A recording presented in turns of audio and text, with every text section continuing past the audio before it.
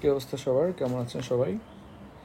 দেখি আমরা আজকে রোববার 14 জুলাই 30 আষাঢ়।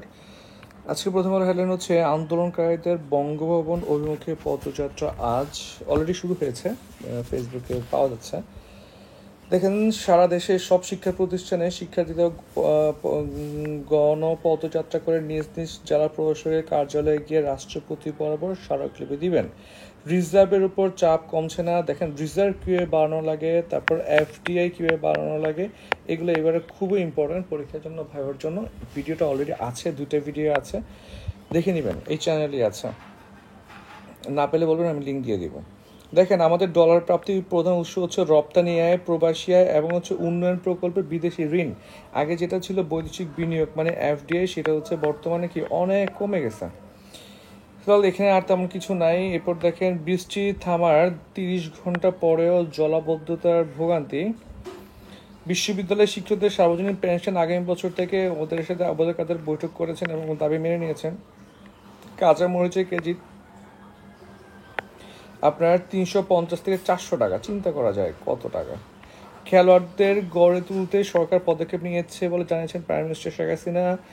কোটটা নিয়ে ওবায়দুল কাদের বলেছেন, আপিল বিভাগের রায়ের আগে সরকার কিছু করবে না। দেশে বাত রোগে ভুগছেন 7,75,000 মানুষ। অনুমোদন পেলে আরেকটি বেসরকারি বিশ্ববিদ্যালয়। মূলত দেখেন, এই যে বিশ্ববিদ্যালয়গুলো বাড়ানো হচ্ছে, একটা পর একটা বাড়ানো হচ্ছে। এই বিশ্ববিদ্যালয়কে বানানোর সবচেয়ে সমস্যা না, সমস্যা হচ্ছে 2-3টা জিনিস আমাদের মাথায় রাখতে হবে। প্রথম ইস্যুটা হচ্ছে ওরা কি হচ্ছে কোয়ালিটি এডুকেশন দিচ্ছে কিনা, আরেকটা হচ্ছে এমপ্লয়মেন্ট আছে কিনা। আমাদের এখনও সরকারি তথ্য মতে 23.5 লাখ মানুষ বেকার, ঠিক আছে, এবং সবাই হচ্ছে আপনার কি খুব বেশি মাত্রায় হচ্ছে কোয়ালিফাইড। তাহলে এখানে এটাও আমাদের মাথায় রাখতে হবে। তালিকা হচ্ছে সেই সব চাকরি প্রার্থীদের যারা টাকা দিয়ে কোশ্চেন কিনে পরীক্ষা দিয়েছিল, ওদেরকেও আইনের আওতায় আনা উচিত। তারপর দেখেন, রপ্তানি আইনে কেলেঙ্কারিটা হচ্ছে ভুল নাকি ইচ্ছাকৃত। এখানে একটা জিনিস হচ্ছে আমাদের মাথায় রাখতে হবে যে এটা পরীক্ষা আসবে না, যেহেতু এটা নেগেটিভ নিউজ। বাট এটা যদি আপনি একটু পড়েন, তাহলে আপনি জিনিসটা আমি বলে দিচ্ছি, বা আপনি পড়লে নলেজ বাড়বে। দেখেন, 21-22 অর্থ বছরে 4,913 কোটি টাকা, ইপিপির হচ্ছে 5,208 কোটি টাকা, 295 কোটি টাকা বেশি দেখাচ্ছে ইপিপি। 22-23 অর্থ বছরে হচ্ছে 897 কোটি টাকা বেশি দেখিয়েছে $1,000। হ্যাঁ, আর হচ্ছে আপনার 23-24 অর্থ বছরে হচ্ছে আপনার $1,000 বেশি দেখাইছে। তাহলে দেখেন কি অবস্থা। এখন রপ্তানি আয়ের যে ইস্যুটা আসছে, যে ইপিবি ভুল ডেটা দেওয়ার এই সিস্টেমটা কিন্তু ইপিবি চালু করা নাই, মূলত হচ্ছে অনেক আগে থেকেই এটা আছে। যেমন 1998-99 অর্থ বছরও এটা আসছে, এবং এটা নিয়ে ওয়ার্ল্ড ব্যাংক হচ্ছে কিছু নির্দেশনা দিছিল, সেটাও মানা হয় না, এবং বলা হচ্ছে এটা বিরোধী দলের মতো বক্তব্য হয়ে যাচ্ছে। যাই হোক, এখন মারাটা হচ্ছে আলটিমেটলি আপনি খাবেনই, ঠিক না? কারণ হচ্ছে ধরেন আপনার হচ্ছে টাকা নাই 5 টাকা, আপনি বলার আপনার কাছে 5,000 টাকা আছে। এখন বুঝলাম আপনার কাছে 5,000 টাকা আছে, এবার আপনি কি প্যান্ট কিনতে পারবেন, শার্ট কিনতে পারবেন, খাইতে পারবেন? আলটিমেটলি তো টাকা নাই, থাইকা তো লাভ নাই, মানে মিথ্যা কথা বলে তো লাভ নাই। এখন এইটার জন্য এখন পস্তাচ্ছে আমাদের গভর্নমেন্ট। সেটা গভর্নমেন্টে কীভাবে পস্তাচ্ছে দেখেন, ইনফ্লেশন বেড়ে গেছে, ইনফ্লেশন কন্ট্রোল করতে হলে আপনাকে হচ্ছে ডলার রেটটাকে ছেড়ে দেওয়া হবে বাজারের উপরে। এখন ডলার রেটটা হচ্ছে বাজারের উপর কি ছেড়ে দেওয়া সম্ভব না, কারণ হচ্ছে কি যে এইখানে হচ্ছে নিয়ে আসছে এটা, যে পরিসংখ্যান ঠিক না থাকলে সঠিক নীতি নেওয়ারও সম্ভব হয় না। যেমন ইপিবির তথাকথিত ভুল তথ্যের কারণে লেনদেনের ভারসাম্য আর্থিক হিসাবে রেকর্ড পরিমাণ ঘাটতি ছিল। এই ঘাটতির ফলে বাংলাদেশের ব্যাংক বাজার ভিত্তিক বিনিময় হার চালু করতে অনেক সময় নিচ্ছে, কারণ এত বড় ঘাটতি নিয়ে বিনিময় হার যদি বাজারের উপর ছেড়ে দেয়, তখন ডলারের দাম সীমা ছাড়িয়ে যাবে মানে হচ্ছে আপনার $1 দাম 300-400 টাকা হয়ে যেতে পারে। এটাই বলছে বাংলাদেশ ব্যাংকের গভর্নর।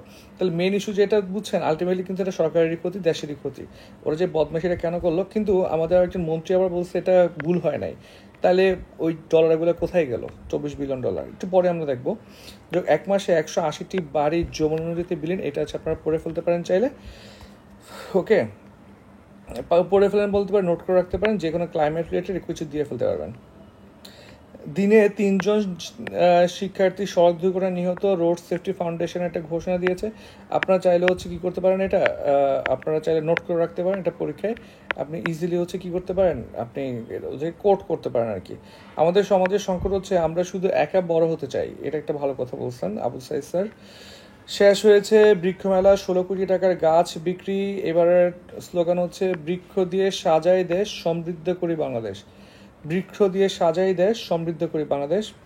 পৃথক দুর্ঘটনায় বিদ্যুৎপৃষ্ট হয়ে রাজধানীতে 4 জনের মৃত্যু, তার মধ্যে একজন হচ্ছে রাস্তায় হাঁটতে হাঁটতে মারা গেছে। দেখেন, আগরবাতি গলি দিয়ে যাওয়ার সময় বিদ্যুৎপৃষ্ট হয়ে আইয়ুব খান মারা যায়, আর বাকিরা ঘরের মধ্যে বা দোকানে মারা গেছে। দেখেন, ভারতের উপলব্ধি হয়েছে তিস্তা ক্ষত বাড়াচ্ছে।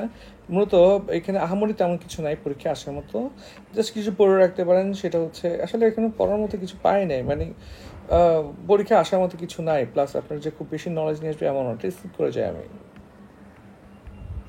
এই পেজে পরীক্ষা আসার মতো তেমন কিছু নাই। তারপরে হচ্ছে আপনার এখানেও তেমন কিছু নাই, এখানেও তেমন কিছু নাই।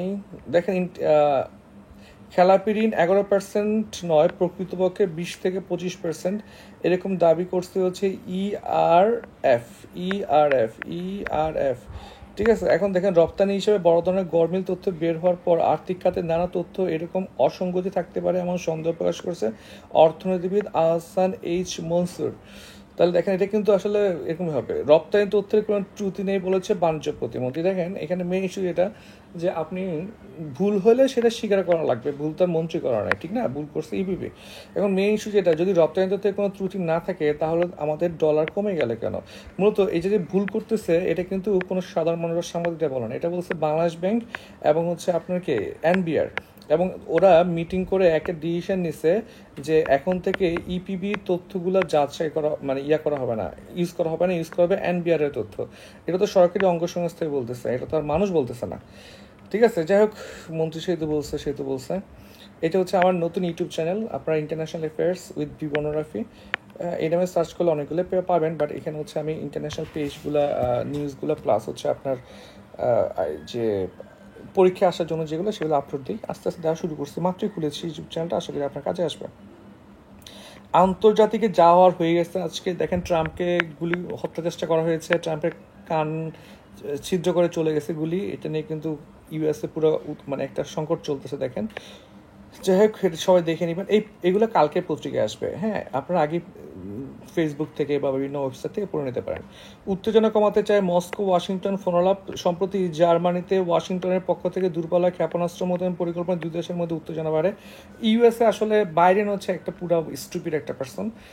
সে হচ্ছে মূলত পুরো ওয়ার্ল্ডের মধ্যে বাইডেন ক্ষমতা আসার পরে গাজা ইস্যু হইলো, তারপর এখানে ইউক্রেন ইস্যু, ওখানে হচ্ছে এখন তাইওয়ান ইস্যু, পুরো ম্যাচ থাকার ক্রিয়েট করে ফেলছে। এই বাইডেন যাওয়ার আগ পর্যন্ত সলভ হবে না। মানে সে হচ্ছে আগে হচ্ছে আপনার মস্কোতে হামলা চালানোর জন্য পারমিশন দিচ্ছে ইউক্রেনকে, আবার হচ্ছে তারা উত্তেজনা কমাইতে চায়। এইভাবে তো উত্তেজনা কমে না। আলটিমেটলি এইখানে যদি অবস্থা খারাপ হয়, এটা বাইডেনের জন্যই হবে। মানে দেখেন, এই যে ট্রাম্প বা আদার্স সময় ন্যাটোতে যোগ দেওয়ার কথা বলে না ইউক্রেনকে, এই বাইডেনে এসে ভাবছে একটু বাজায় দেখি পুতিনকে, এই বাজাইতে গিয়ে যুদ্ধ লাগাই ফেলছে। এটা হচ্ছে আপনি লেজের সাপের পায়ে পাড়া দিলেন কেন? সমর্থন বাড়ানোর চেষ্টা বাইডেনের সেই গেছে, ওর পক্ষে আজকের ঘটনার পরে আর আসা পসিবল না। কেপি শর্মা ওলির নেতৃত্বে নতুন জোট সরকার হচ্ছে নেপালে।